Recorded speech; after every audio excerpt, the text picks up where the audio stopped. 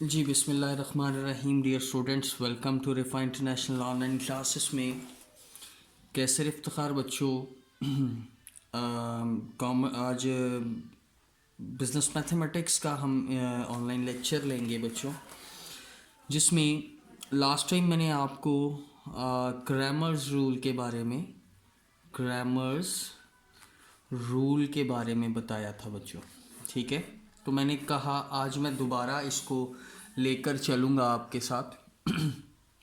तो हमारे पास एक क्वेश्चन मैं लिख लेता हूँ आपके सामने कि x plus y is equals to 11, x minus y is equals to 9।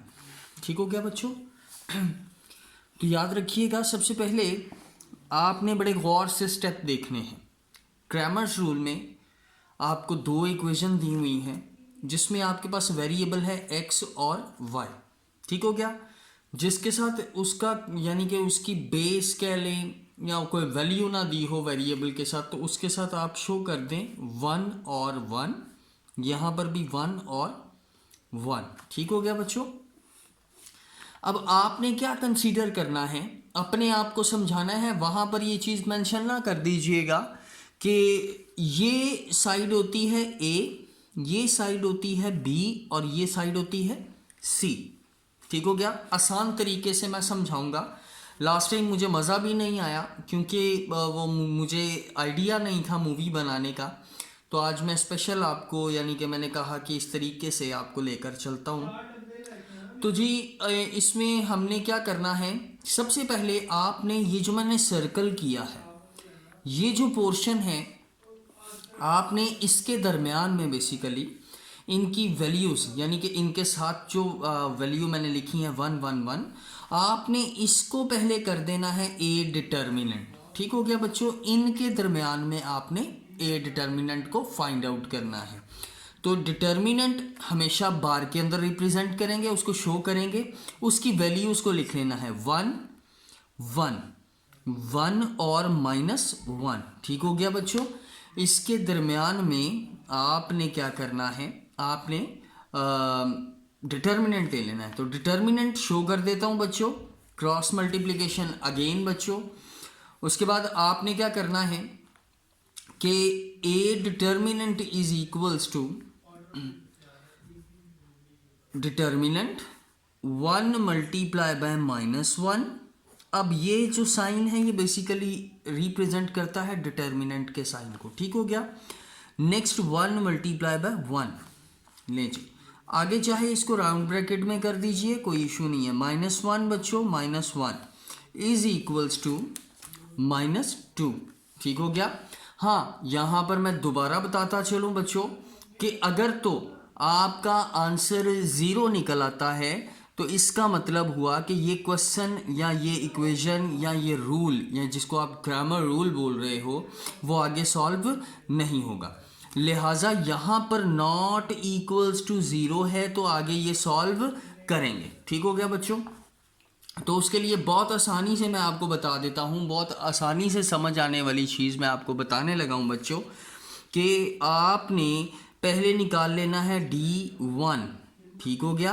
D1 basically इसको डिटर्मिनेंट शो कर दें कि हमने इसका भी डिटर्मिनेंट। अब इसके ऊपर मैं एक इंडिकेशन दे रहा हूँ आपको समझाने के लिए। मैं जस्ट एक छोटा सा लिख रहा हूँ C और B, C और B।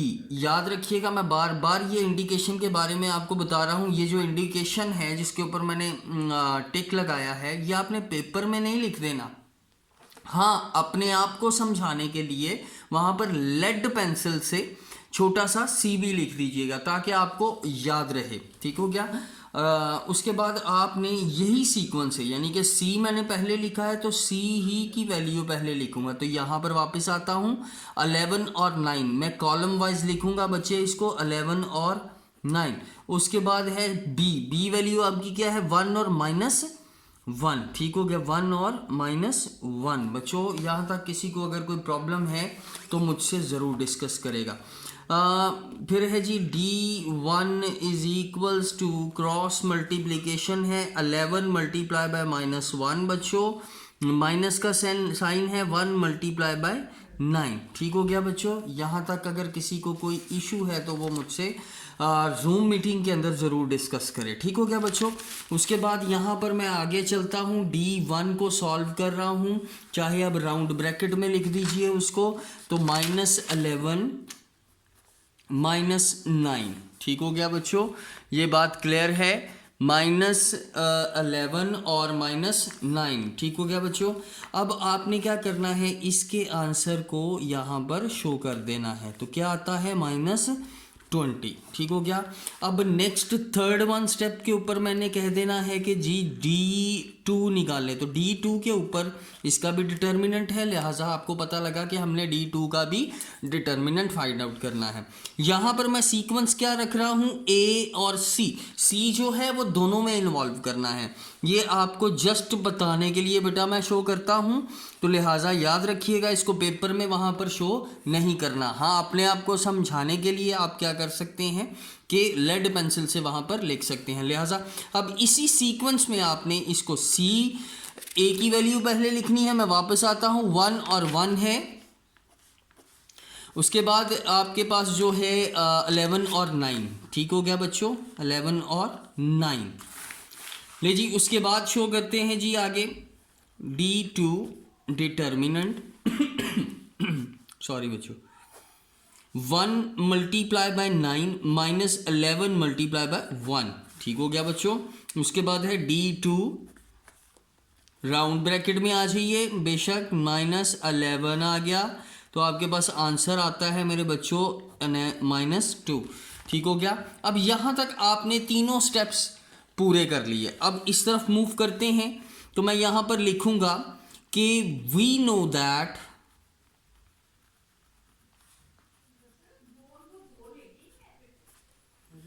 x is equals to D1/A determinant. तो यहाँ पर इक्वल्स टू का साइन डाल देता हूँ। हमें D1 की वैल्यू निकाली थी मेरे बच्चों कि आपके पास ये है -20, और आपने A डिटर्मिनेंट की वैल्यू डाली हुई है, निकाली है बेटा -2। माइनस माइनस से कैंसिल हो गया, 2 10 20। ठीक हो गया। उसके बाद y निकालने के लिए आपने D2/A डिटर्मिनेंट का यानी कि पुट करेंगे, तो -2 और इसकी वैल्यू थी -2, तो क्या आ गया आपके पास बच्चों 1।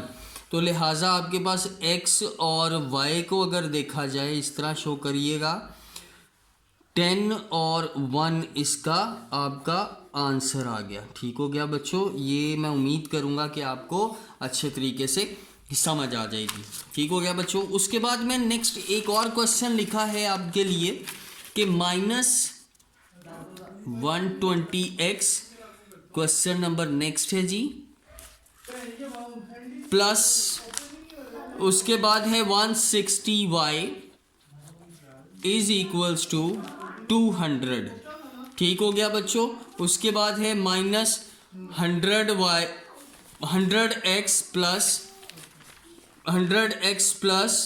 200y is equals to 100।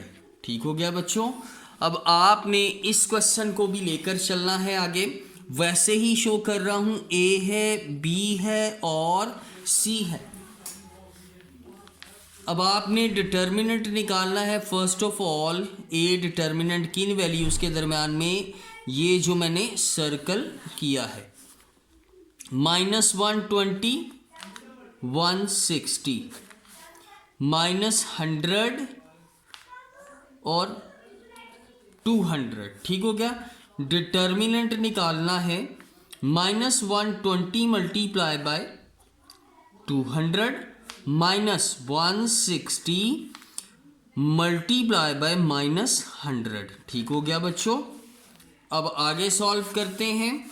ये 12 यानी कि 12 2 24,000 बन जाएगा माइनस का, और माइनस मिलके प्लस हो गया, 16,000 बन जाएगा। ठीक हो गया बच्चों, ये बात लाजमी देख लीजिएगा। ये माइनस का 8,000 आपका A डिटर्मिनेंट आ जाएगा। ठीक हो गया बच्चों। उसके बाद आपने D1 निकाल लेना है। उसका भी डिटर्मिनेंट है। इसके ऊपर मैं छोटा सा लिखूंगा सी बी, यानी कि इसी सीक्वेंस से मैं वैल्यू उतारूंगा। सी की वैल्यू आपके पास 200 कॉलम में लिख रहा हूँ बच्चों। उसके बाद है बी 160 और ये 200, ठीक हो गया बच्चों। उसके बाद D1 निकाल लेते हैं। Cross multiplication 200 multiply by 200 minus 160 multiply by 100, ठीक हो गया बच्चों। D1 इज इक्वल्स टू, ये आपका आ गया 2 2 4, तो 40,000 आ गया आपका जी। उसके बाद माइनस 16,000, ठीक हो गया बच्चों। अगर तो कोई इशू हो तो आपने मुझसे ज़रूर डिस्कस करना है बच्चों।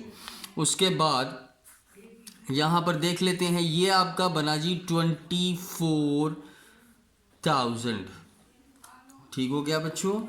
उसके बाद आपने D2 निकाल लेना है, उसका भी डिटर्मिनेंट, इसके ऊपर सीक्वेंस है AC का।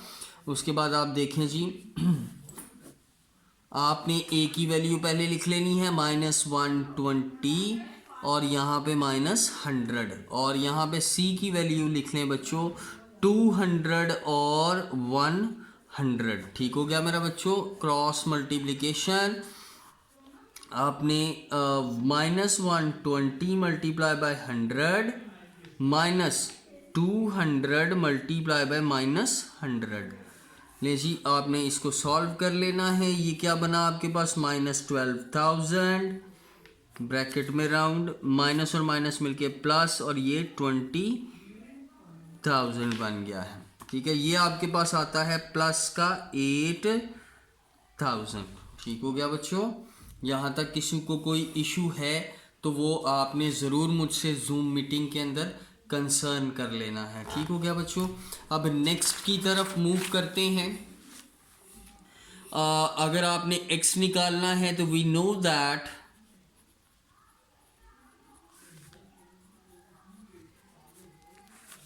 x is equals to D1 over A determinant. आपने D1 का आंसर निकाला है बच्चों, वो है 24,000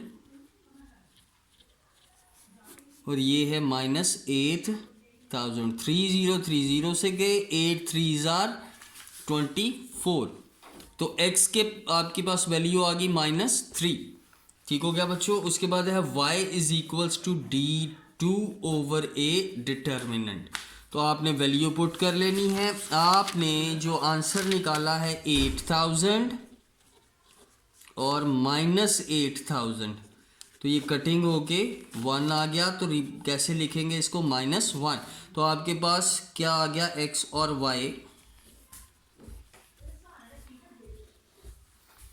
-3 और -1। बेटा जी ये आपका आंसर है। उम्मीद करूँगा आपको अच्छे तरीके से समझ आ जाएगी, ठीक है। आपने इन सब क्वेश्चंस की प्रैक्टिस करनी है। इंशाल्लाह ताला जूम मीटिंग में इसको दोबारा डिस्कस करेंगे, क्योंकि मुझे मज़ा नहीं आया था लास्ट टाइम जो मैंने टॉपिक आपका पढ़ाया था, ऑनलाइन बेशक था, लेकिन आज मेरी कोशिश है कि मैं आपको अच्छे तरीके से इसको एक्सप्लेन कर सका हूँ और आपको अच्छे तरीके से समझ आ गई होगी। मेरा बेटा अपना बहुत ज़्यादा ख्याल रखिएगा। इंशाल्लाह ताला जूम मीटिंग में हम डिस्कस करेंगे।